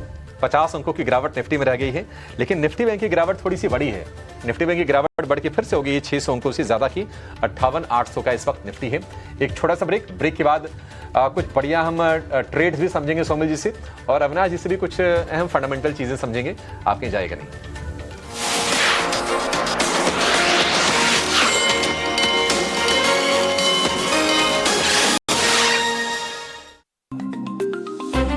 इस बजट से लोगों को उम्मीद बहुत कम है, तो कुछ पाथ ब्रेकिंग अनाउंसमेंट हो सकता है, वो टैक्स के एरिया में हो या फिर किसी डिसइन्वेस्टमेंट प्राइवेटाइजेशन के एरिया पे हो, तो ये एक किकर हो सकता है एक्सपेक्टेशन पे। साथ ही साथ मुझे लगता है कि सरकार अपने फिस्कल डिसिप्लिन को कायम रखेगी और इसके कारण जो बॉन्ड मार्केट है उस पर भी अब एक स्टेबिलिटी आने की संभावना है, तो वो भी एक पॉजिटिव सिग्नल होगा। और बॉन्ड मार्केट में अगर सॉफ्टनेस हुआ तो मेरे ख्याल से रेट सेंसिटिव स्टॉक्स जो हैं वो अच्छा करेंगे। क्लोजिंग कॉल में ब्रेक के बाद आपका एक बार फिर से स्वागत है। मेरे साथ दोनों मेहमान अविनाश जी और सोमिल दोनों बने हुए हैं हमारे साथ। अविनाश सर, पहला सवाल मेरा ब्रेक के बाद आपसे शॉपर स्टॉप पर है। शॉपर स्टॉप आज अगर देखेंगे, आज के ट्रेड में शेयर में करीब 5-5.5% की गिरावट देखने को मिल रही है। 6.5% की गिरावट इस वक्त देखने को मिल रही है। और अगर पिछले 3 महीने में भी देखें तो 34-35% की बड़ी जो गिरावट जो है वो यहाँ देखने को मिल चुकी है। नतीजे आए हैं कंपनी के, नतीजे जो है वो कमजोर रहे हैं। मुनाफा करीब 70% गिर गया है, 52 करोड़ से घट के सीधे 16 करोड़ हो गया। मार्जिन में भी करीब 2.25% की गिरावट यहाँ देखने को मिली है नतीजे में। क्या सिर्फ नतीजों का ही ट्रिगर है, क्योंकि 3 महीने से लगातार गिरावट जारी है? कुछ सलाह आपकी बनती है क्या इस पर? नहीं, मुझे लगता है कि देखिए रिटेल स्पेस में हमको लगता है कि पूरा सेक्टर जो है वो थोड़ा सा एक स्लो डाउन इम्पैक्ट कर रहा है। अगर आपने ट्रेंड का भी बिजनेस अपडेट देखा तो मार्केट को वो बिजनेस अपडेट ट्रेंड का भी पता अच्छा नहीं लगा। इनफैक्ट डीमार्ट के भी नंबर्स जब आए बिजनेस अपडेट के तो कोई ज्यादा उसमें एक्साइटमेंट नहीं था। तो शॉपर स्टॉप की बात करें तो देखिए प्रॉफिट तो बहुत बुरी तरह से गिरा है और मुझे लगता है कि मार्केट अभी वेट करेगा कि पॉसिबली चौथे क्वार्टर में कैसे रिकवरी हो। But clearly I think numbers have been far below expectations और उसी कारण से आई थिंक स्टॉक में आपको एक गिरावट देखने को मिली है। जहाँ इस मार्केट में हमने एक बात देखा है कि जब भी कंपनी नंबर्स पे अंडर परफॉर्म करती है तो मार्केट उसको बहुत हेवीली पनिश करती है और उसके बाद काफी बिकवाली शुरू होती है। तो नियर टर्म में तो ट्रेंड नेगेटिव ही रहेगा मेरे ख्याल से। देखिए जिनके पास है वो भी अगर उनको चांस मिले तो कोई भी उछाल में इनको निकल जाना चाहिए, बिकॉज कहीं ना कहीं मुझे लगता है कि रिटेल में जिस प्रकार का एक्सपेक्टेशन था कि कंजम्पशन बढ़ेगा Q3 में, वो हुआ नहीं है और उस कारण से मेरे ख्याल से numbers have been below expectation. So I think avoidable है। फ्रेश बाइंग तो बिल्कुल करना नहीं चाहिए एट द करंट। बिल्कुल, तो नई खरीदारी बिल्कुल भी ना करें। शॉपर स्टॉप पर ये सलाह है अविनाश जी की। और अगर आपको उछाल मिलता है, मौका मिलता है, तो आपको एग्जिट करना चाहिए, प्रॉफिट बुकिंग करके निकलनी चाहिए, या फिर अगर आपका लॉस भी है अगर थोड़ा बहुत, तो बुक करके आपको निकलना चाहिए। एक और शेयर है सोमिल, मैं आपसे पूछना चाहता हूँ विक्रम सोलर के ऊपर। आज शेयर जो है वो 8% टूटा हुआ है। पिछले 3 महीने में 40% की गिरावट देखने को मिल चुकी है। नई लिस्टिंग है, सोलर से रिलेटेड कंपनी है। चार्ट बहुत ज्यादा तो आपके पास नहीं होंगे अवेलेबल, लेकिन फिर भी क्या जितने भी चार्ट अवेलेबल है उस पर क्या नजरिया आपका बनता है उसको देखते हुए? विक्रम सोलर जी, इफ बहुत ज्यादा डेटा तो नहीं है, लेकिन डेली चार्ट पे अगर देखें तो 20 डेली मूविंग एवरेज के ऊपर बहुत मतलब एज इन जब से लिस्ट हुआ है उसके बाद से 20 डेली मूविंग एवरेज के ऊपर कभी गया ही नहीं है। एक आध 2 दिन क्लोजिंग उसके ऊपर दी थी, लेकिन उसके बाद से लो टॉप लो बॉटम फॉर्मेशन ही है। तो definitely negative view, trend down है। मेरे हिसाब से इससे दूर रहना चाहिए, एब्सोल्युटली दूर रहना चाहिए।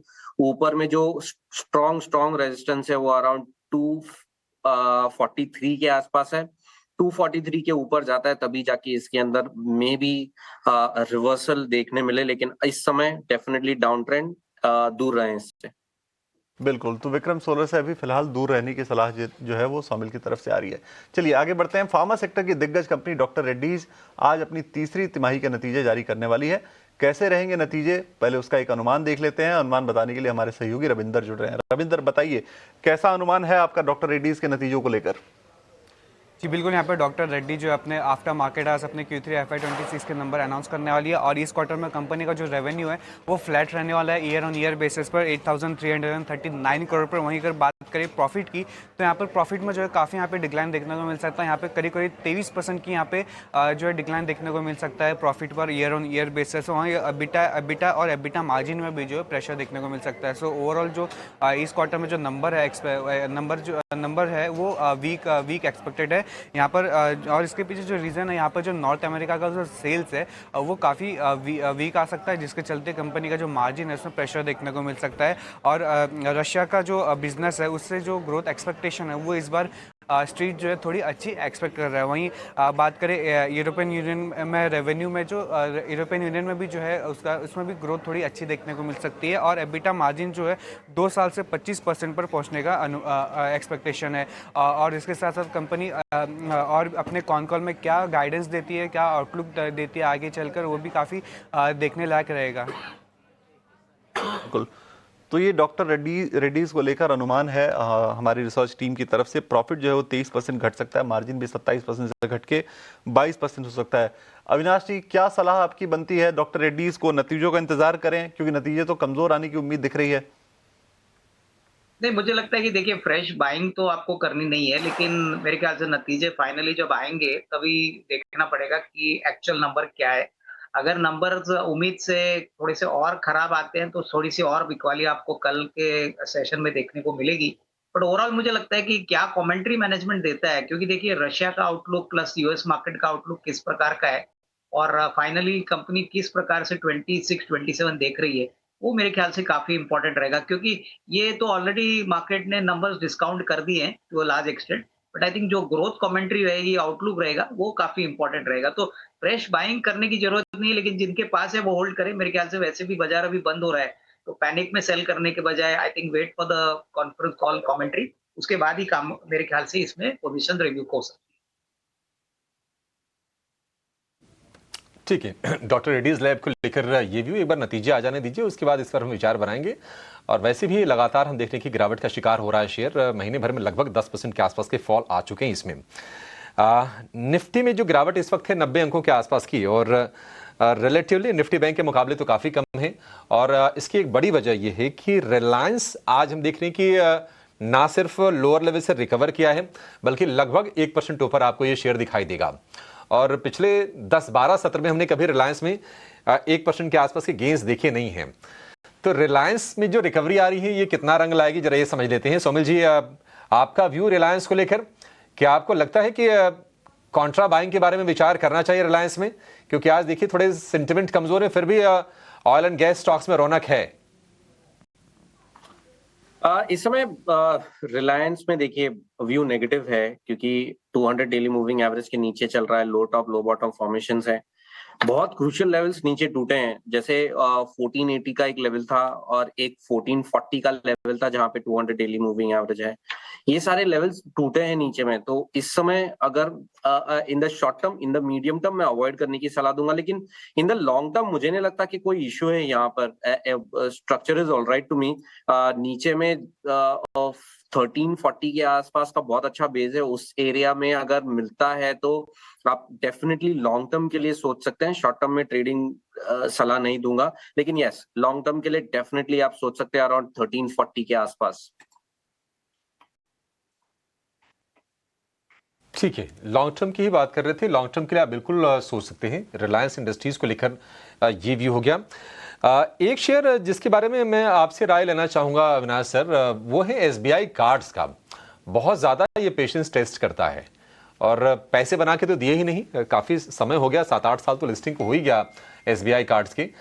750 रुपये के आसपास का आईपीओ प्राइस था, अभी भी हम देख रहे हैं कि 782 रुपये के आसपास के भाव हैं और लगभग 100 रुपये का स्ट्रेट फॉल आया है। नंबर्स वगैरह ऐसे कोई खराब नहीं आए थे क्वार्टर 2 के, बावजूद इसके शेयर बहुत चला नहीं। आपकी राय सर क्या है और इसको लेकर दिक्कत क्या है एसबीआई कार्ड्स को?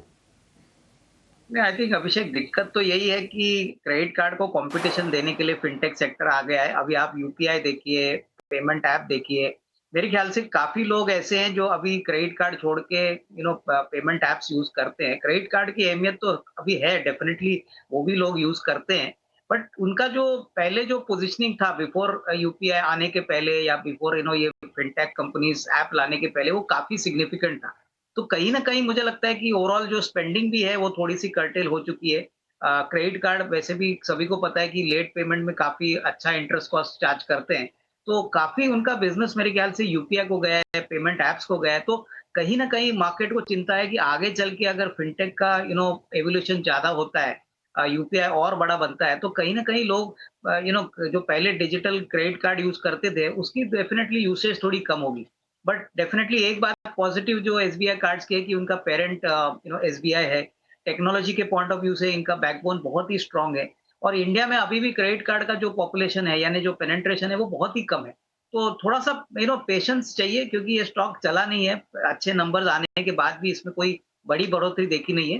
तो वही सबसे बड़ा इश्यू है कि मार्केट ये सोच के बैठा है कि आगे ग्रोथ पोटेंशियल कैसे प्ले आउट होगा, whether it will B UPI and payment app which will overthrow the credit card business. But ऐसा लगता तो नहीं है, बट डेफिनेटली लॉन्ग टर्म के लिए इसके पास है तो होल्ड करें। ठीक है तो लॉन्ग टर्म के लिए होल्ड करें, देखते हैं, थोड़ा सा और आपको धैर्य रखना पड़ेगा एसबीआई कार्ड्स के शेयर में। सोमिल जी, बाजार बंद होने में 3 मिनट का समय है, कंफर्ट अगर अलाउ करता है तो कोई बीटीएसटी या फिर एसटीबीटी आप सुझाएंगे, क्योंकि शाम को आज ट्रंप का संबोधन भी है। मेरा व्यू नेगेटिव ही है। मुझे लगता है कि मार्केट अभी भी और गिरावट देख सकता है। तो there are a few stocks जो मैं देख रहा हूं इस समय। उसमें से एक वीबीएल, मुझे लगता है वीबीएल में अभी वेरी रिसेंटली एक क्रैक आया है नीचे की तरफ, और यहाँ पर 20 और 40 डेली मूविंग एवरेज की ये स्टॉक नीचे चल रहा है। आज के सेशन में ग्रैप डाउन ओपनिंग हुई थी और फिर वापस से थोड़ा सा कंसोलिडेट किया है। मुझे लगता है यहाँ पे सेल करके चलना चाहिए। स्टॉप लॉस होगा 491 पर और टारगेट होगा 455। 491 का इसमें स्टॉप लॉस होगा, 455 का इसमें टारगेट होगा। फटाफट 1 मिनट में समझ लेते हैं कि कल के लिए कौन से इवेंट्स फोकस में रहेंगे। चलते हैं अपनी सहयोगी के पास। जी, कल कहाँ रखनी है नज़र, उस पर नज़र डालें। सबसे पहले अमेरिका में जीडीपी, पर्सनल इनकम के आंकड़े यहाँ पे आने वाले हैं, तो वहाँ रखिएगा अपनी नज़र। साथ ही अमेरिका में पीसीई, प्राइस इंडेक्स और बेरोज़गारी के दावे डिक्लेयर होने वाले हैं। इसके अलावा जापान में ट्रेड डेटा सामने आने वाला है। और साथ ही इंडियन मार्केट्स की बात करें तो सेंसेक्स की वीकली एक्सपायरी भी है कल। इसके अलावा डीबी कॉर्प की बात करें तो वो अब एक्स डिविडेंड ट्रेड होने वाला है। और शैडो फैक्स टेक जो नया आईपीओ खुला है उसकी कल लिस्टिंग है। इसके साथ ही एंथम बायोसाइंसेज, इसका 69% का जो लॉक इन है वो कल खुलने वाला है, तो यहाँ रखिएगा फोकस। इसके साथ हम रिजल्ट्स की बात करें तो तीसरी तिमाही के नतीजों का ये जो दौर चल रहा है, इसमें निफ्टी में इंटरग्लोब एविएशंस के कल रिजल्ट्स आते हुए नजर आएंगे। साथ ही दूसरी कंपनीज में सायंट, कोफोर्ज, कैम्स और एम्फेसिस के भी नतीजे कल सामने आते हुए नजर आएंगे। और ग्लोबल कंपनीज के रिजल्ट्स की बात करें तो इंटेल, जनरल इलेक्ट्रिक्स के इन 2 कंपनीज के भी नतीजे सामने आते हुए नजर आएंगे।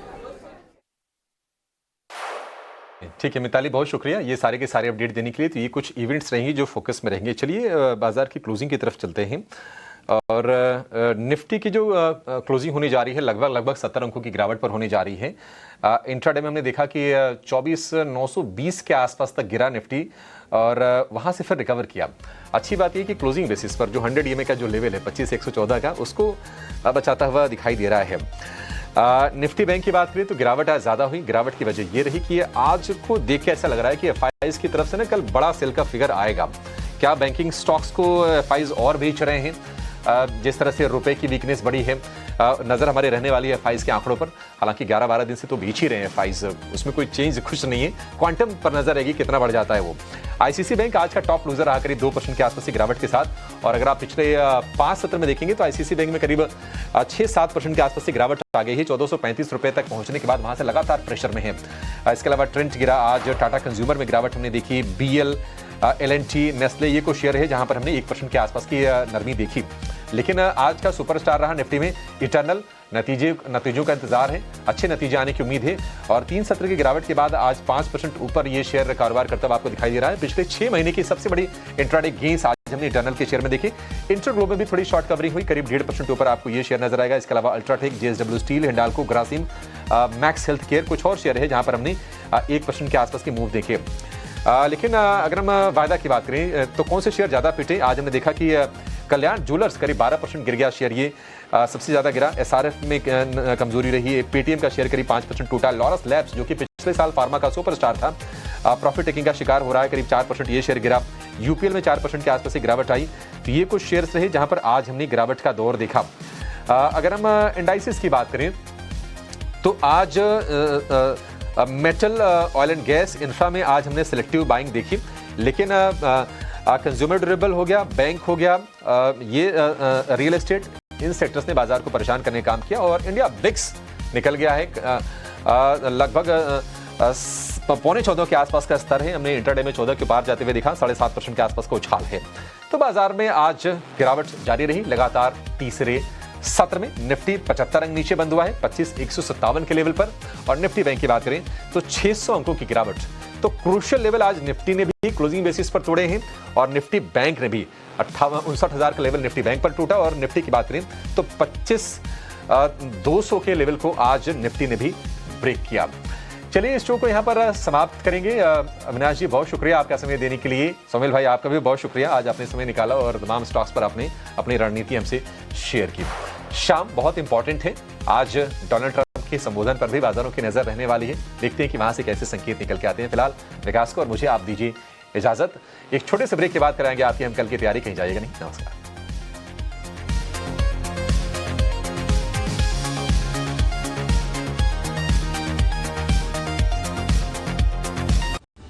In association with SBI, the banker to every Indian truly.